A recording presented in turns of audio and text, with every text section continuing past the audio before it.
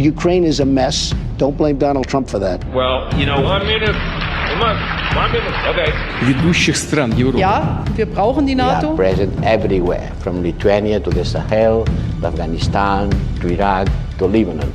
War and Peace, a podcast by the International Crisis Group. Welcome back to War and Peace, a podcast of the International Crisis Group. I'm your host, Ola Oliker, here in my COVID home studio once again. And I'm Hugh Pope, the co-host for Olga, and I'm also in my home studio. With us today is our colleague Katharine Quinn-Judge, who is our senior Ukraine analyst for Crisis Group. We've talked about Ukraine in the past on War and Peace, and I think you are all very aware of the war that's been tearing that country apart since 2014. You may also recall that we at Crisis Group have begun a new series of publications on this conflict. The series is titled Peace in Ukraine, and its different entries examine different components, different problems, different possible solutions. Back in the spring, we talked to you on this podcast about the first publication in the series, Peace in Ukraine 1, A European War Looked at the Geostrategic Underpinnings and Implications of the Conflict. Today, we're really pleased to have Katya here to talk about two new entries. Peace in Ukraine 2, A New Approach to Disengagement, which we published in July, and Peace in Ukraine 3, The Costs of War in Donbas, which we launched in early September. Katya, first of all, welcome. Yes, thank you for having me. And second of all, tell us, what's the bottom line of the disengagement report? Well, so this report set out to answer a pretty boring question that unfortunately people have been asking since at least 2015, which is why ceasefires in Donbas repeatedly fray. The sides have made dozens of recommitments to the ceasefire that was established first in 2014 and then in 2015 after the first one frayed very dramatically. And these recommitments in turn also fray. Violence is now, as you said, at a slow simmer. It's at a much lower level. It's never reached the extent that it was in 2015, when they signed the second Minsk agreement. However, there has never been a real sustainable ceasefire at the front line. And this report sets out to answer the question why. And it challenges some conventional wisdom in that many say that the reason that the sides have not yet developed a sustainable political solution to the situation in Donbas, by which I mean the reason that the sides have not yet worked out what it would mean for the areas currently controlled by the separatists to rejoin Ukraine, what that would look like in terms of its administrative arrangement. So the conventional wisdom is that the sides haven't worked that out because there's no sustainable security situation. So first you have to work out the security situation and then you can deal with a political solution. But what this report argues is that in fact the absence of a sustainable political solution is hampering the establishment of a sustainable security situation because neither side actually sees that it has a real interest in ceasing fire altogether. Because as far as the sides are concerned, this would be a step into the unknown. It would be a step towards a solution that they don't even know exists. So that's the bottom line of this report. Okay, I'm looking forward to coming back to that. But before we do that, can I ask you for the quick nutshell of the Costs of War report? Yeah, so this economics report looks at a very dramatic phenomenon of the war, which is the fact that the front line runs between very densely populated or formerly very densely populated and heavily industrially developed area.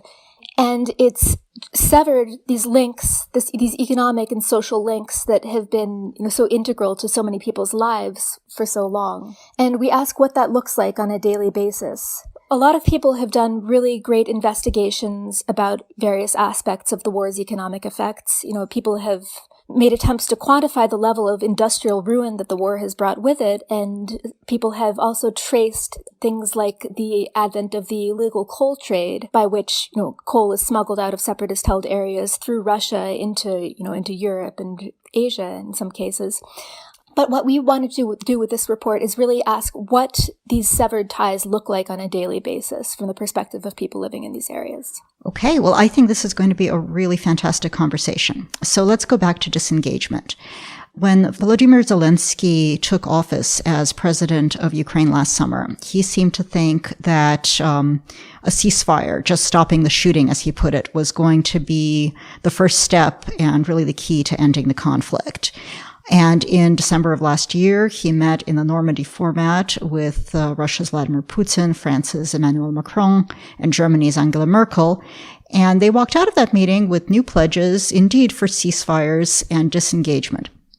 So what's happened since then? Have things gone as promised? Well, yes and no. So the sides agreed at that summit that by the end of March, they were going to agree on, they agreed to agree on 3 new zones of disengagement. And what are these zones of disengagement? These are areas that are 2 kilometers by 2 kilometers along the front line in which both sides withdraw bilaterally from their positions to create these very small demilitarized zones. So the sides were supposed to agree on 3 more of these, having established 2 that previous fall. However, the end of March came, and not only had the sides not agreed on these 3 new zones, but disengagement at the zones that had been established in the fall was already fraying. And this situation persisted more or less through the summer. So the advent of COVID meant that the sides stopped meeting for their bi-weekly meetings in Minsk and took these meetings online. It meant that the 5 crossing points along the front line, at which civilians can go back and forth, were more or less shut down, although they've more or less reopened. But I mean, what happened basically was that the whole urgency of fulfilling these promises that they'd made in Normandy had been lost. So as I say, this inertia persisted until late summer, at which point the sides finally agreed to recommit to the ceasefire. And now we're going on a ceasefire more or less holding. Although I don't want to be too optimistic. Last year, after Zelensky came into office, a ceasefire was reestablished in June, and it took about 63 days, I think, for the level of violence to reach its previous level. However, once it did, there was a huge sense of sort of demoralization on all sides, a sense that we thought that we were making progress, and here we are back at square one. So I don't want to be too optimistic. Katya, you talk about the ceasefire fraying on numerous occasions.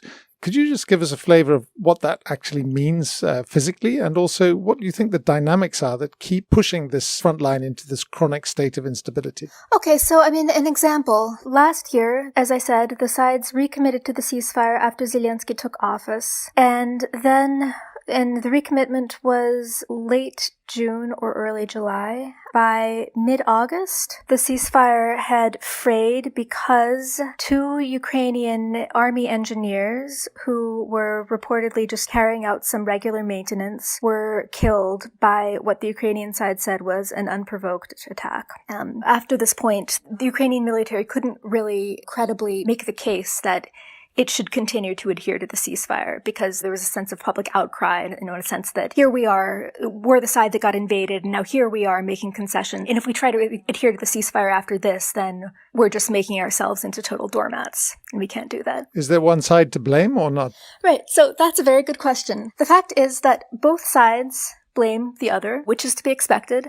And if you focus on certain indicators, both sides are actually right. What does that mean? You hear in Kiev, and you hear largely from Ukraine's North American backers, that the ceasefire violations are almost entirely on the separatist-controlled side, or as they put it, the Russian-backed side. And this is true if you look at 2 indicators, which are, 1, the number of heavy weapons observed outside of their mandated storage sites on each side. So when it comes to that indicator, then the Russian-backed side is indeed the greater offender by far. Lots more heavy weapons not where they're supposed to be. On the other hand, if you look at the OSCE's charts showing individual ceasefire violations, if you look at the direction of fire, and you look at how many shots are fired west to east, as opposed to east to west, and, southwest to northeast, for example, as opposed to northeast to southwest, then the picture is a lot more complicated. You see that the Ukrainian side is very lively participant in combat. We can also get a sense of the broader dynamics of live combat if we look at civilian casualties as well. So roughly 3/4 of these, since the beginning of the war, have been in territory held by the separatists. But then here it's dicey as well, right? Because we have the separatists saying, well, this clearly shows that they are hell-bent on destroying our civilians. And the Ukrainian side, well, I mean, it depends who you're talking to, right? Some people will outright deny that this takes place, that civilian casualties are greater on this side. They'll say things like, well, that's what the UN says, but they're heavily influenced by the Russians, or they're very naive, or that's what the OSCE says, but in the past there's been a lot of Russian influence on them as well. However, you'll also have conversations where people will admit, in fact, that the preponderance of civilian casualties does occur in the separatist-held areas. And then here the explanation will be that, of course, civilians in those areas end up getting killed because the other side is stationing heavy weaponry in populated areas. And this is much closer to the truth, right? The civilians in the separatist-held area will say openly, like, the troops in our areas are not making an effort to separate civilian and military objects.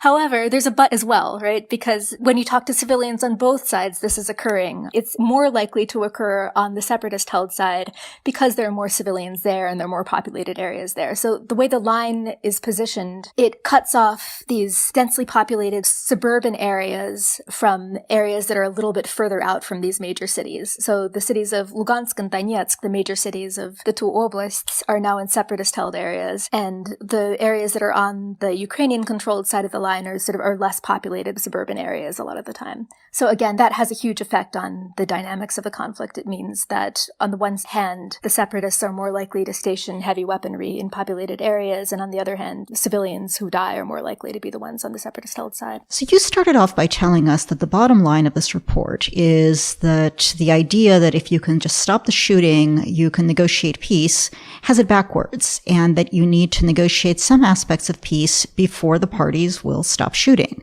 at least for very long.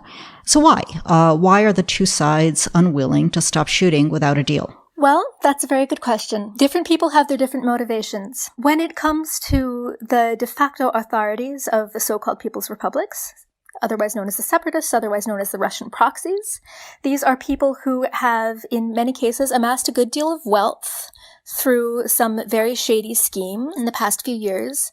They've gone, in some cases, from total obscurity to being multimillionaires. And they're people who don't want to see these newfound sources of earnings cut off suddenly. And that's what would happen if these areas were to reintegrate into Ukraine.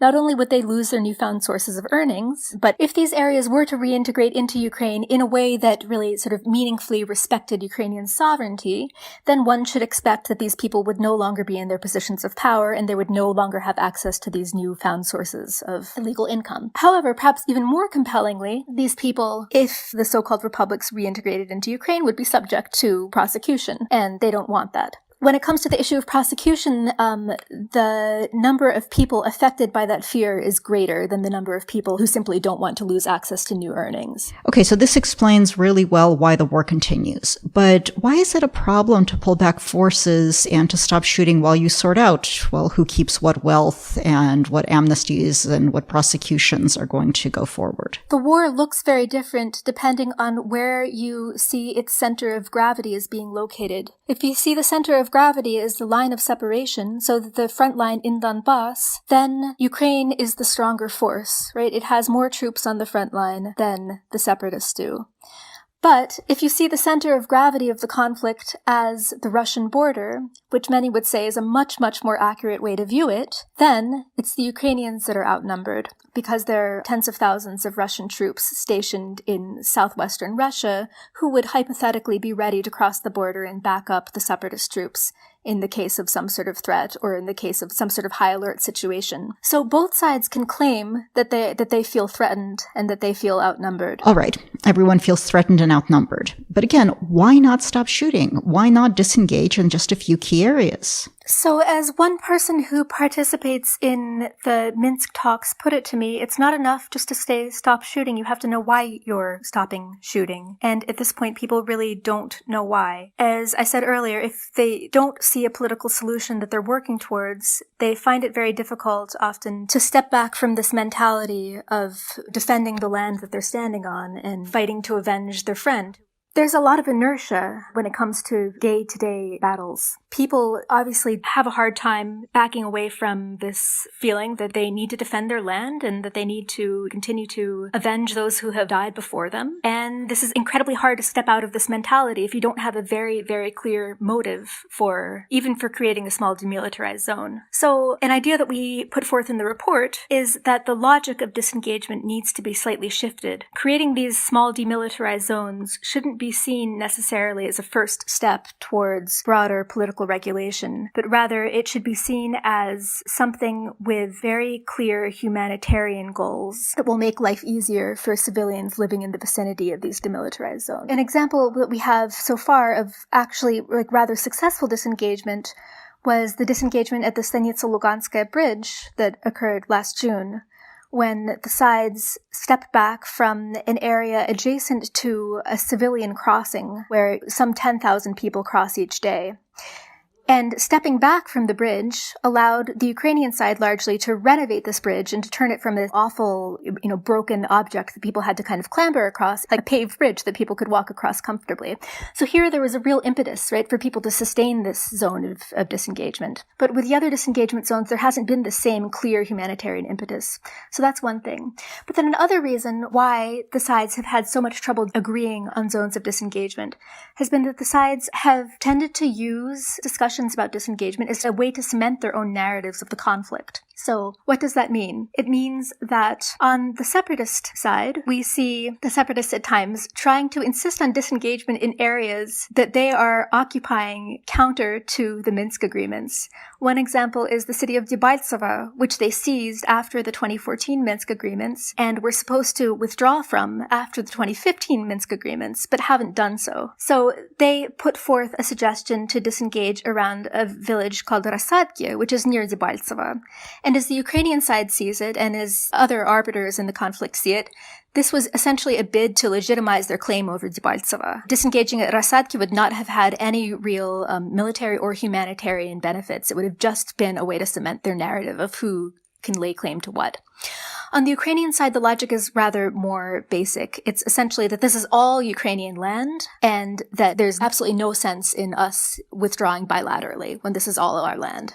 So it's much more of a sort of blanket, sort of principled opposition to the idea of disengagement. That you don't retreat on your own soil, that you don't legitimate somebody else's claims on your land. Right. No, exactly. And this is made more potent by the fact that in late 2015, and really a process that picked up steam in sort of late 2016, 2017, and continued throughout 2018, the Ukrainian side managed to carry out a creeping offensive, which basically amounted to the Ukrainian side taking back a few sort of small villages and hamlets along the front line. But this, for some people, had enormous symbolic value. And the idea that disengagement could, in some places, result in the Ukrainians stepping back on areas that they had actually won through battle in the past few years was incredibly unpalatable to a lot of people. Katya, is the humanitarian imperative really strong? I mean, can people see that people are suffering greatly along the front line? Well, I mean, can people see that people are suffering greatly along the front line? And is the humanitarian imperative really strong? Are two different questions. There are some Ukrainian media outlets that do still try to center the humanitarian issues, but generally on a day-to-day level, it's not on a lot of people's radar. Can say that. That said, the humanitarian imperative is very strong. There is, for example, the Donetsk filtration station, which is in an area that's now basically no man's land, and it provides clean water to 345,000 people approximately on both sides of the line. And the filtration station regularly has electrical wires that are essential to its functioning, damaged through shelling. Its workers are regularly subject to small arms fire when they carry out repairs. This is really crucial civilian infrastructure that would benefit greatly from the sides disengaging there. So, I mean, that's one example of very strong humanitarian imperative. But at this point, there's no sign that the sides are actually willing to disengage from this object. So, I mean, you could say that in some cases, the stronger the humanitarian imperative, the greater the obstacles to disengagement. War and Peace, a podcast by the International Crisis Group. You're listening to War and Peace, and Hugh and I are talking to our colleague, Katharine Quinn-Judge, about two new Ukraine reports. So, Katya, this conversation we've been having about humanitarian imperatives, I think, segues us nicely to the Costs of War report. And you've been traveling for years around Ukraine, talking to people who live in government-controlled Ukraine, talking to people who live on the territories that are now controlled by these self-proclaimed republics. And I want to know how the war is affecting them economically and socially, because I remember when you and I traveled around government-controlled Donbas a bit over a year ago, and we were visiting these towns that used to be suburbs of Donetsk city, say, and now they're cut off from that. Donetsk city is controlled by the self-proclaimed republics, and the suburb has become a town, but with none of the infrastructure of a town, right? No libraries, no bookstores. It's just not set up to be an independent place. And the closest Ukrainian-controlled urban area with all that infrastructure is really quite far away. So I'm wondering, is that typical or is that unusual? Yeah, no, so that is very typical. I mean, that's an interesting phenomenon of this war, that Areas that were sort of backwaters have now risen to prominence along the Ukrainian side of the line. Because, as I said earlier, the major cities of the oblasts, Donetsk and Lugansk, are now in the separatist-held areas. So the provisional capitals of the two oblasts are now in Kramatorsk and Severodonetsk, which were not obscure, but relatively sort of just provincial industrialist towns previously. The new prominence of some of these areas along, that are now sort of frontier towns along the front line is really, it's a double-edged sword. Some people, including some youth, really feel that the new status of their cities has led to real improvement in their quality of life. As one resident of Slavyansk, whom I cited in the report, she said before the internationals were here, there was nothing but dive bars, nothing but just places for people to go and get wasted. That was all there was. And, for example, I have a friend who runs a sort of small education center in Slavyansk, in this sort of somewhat dreary, really industrial city, where youth can now come and learn about sort of experimental music and making music from found objects and German language lessons, things that they weren't necessarily part of the landscape before. That said, the new status of these towns, as you alluded to, it's also created a lot of challenges. One clear example would be the town of Starobielsk, which is, sort of a sleepy district seat on the edge of a rather agricultural area. And the Lugansk University split in two when the war began. So some people decided to stay in the separatist-held areas for whatever reasons, and some people decided, no, I have to get out. And the people who got out moved to Starobielsk. So this kind of, the small sleepy seat ended up hosting a university, and it put a lot of strain on the town's infrastructure. Internally displaced people also ended up flocking to the town, which also, it strained the infrastructure in a lot of ways. Some residents of these areas complain about new competition on the job market as well, it's understandable because you have people coming from these fairly metropolitan areas to these smaller areas, and they're now competing for jobs. And in many cases, they're really tough competitors. So this has brought new social tensions as well. On the other hand, obviously, there's ineffective enrichment by these newcomers. In another county seat, Novopskov, there is just one example, a woman who is a well-regarded neurologist who now provides high-quality ultrasounds in this sleepy town that are beyond what the local hospital can actually provide.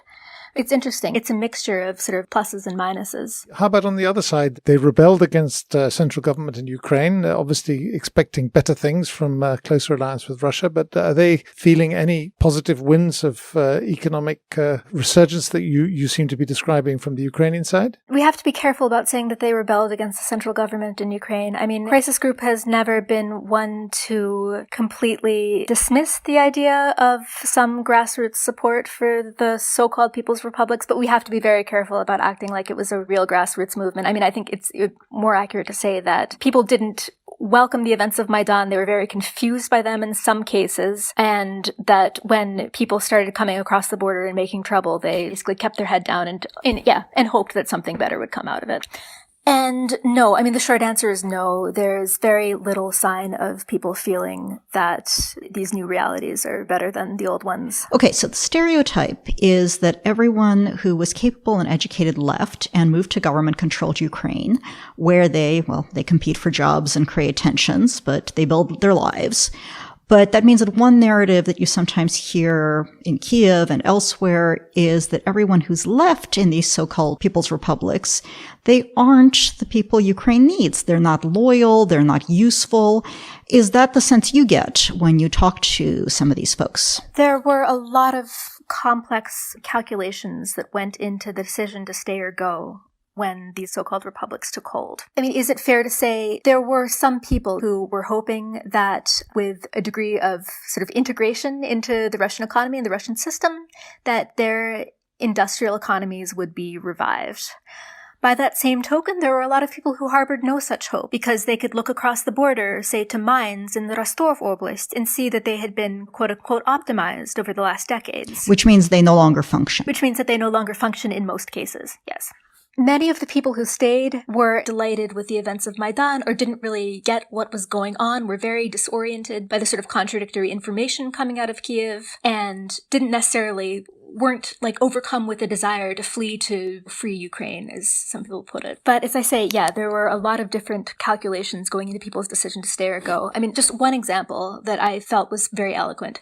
It was a young woman I met in a hostel, probably about my age, and she said that when the war began, her grandmother was bedridden and dying, so she didn't want to leave. And she and her family told her grandmother that the sounds that they were hearing outside the window were just roadworks, because her grandmother had been born in the war and they didn't want her to die in the war, or at least to feel like she was dying during the war.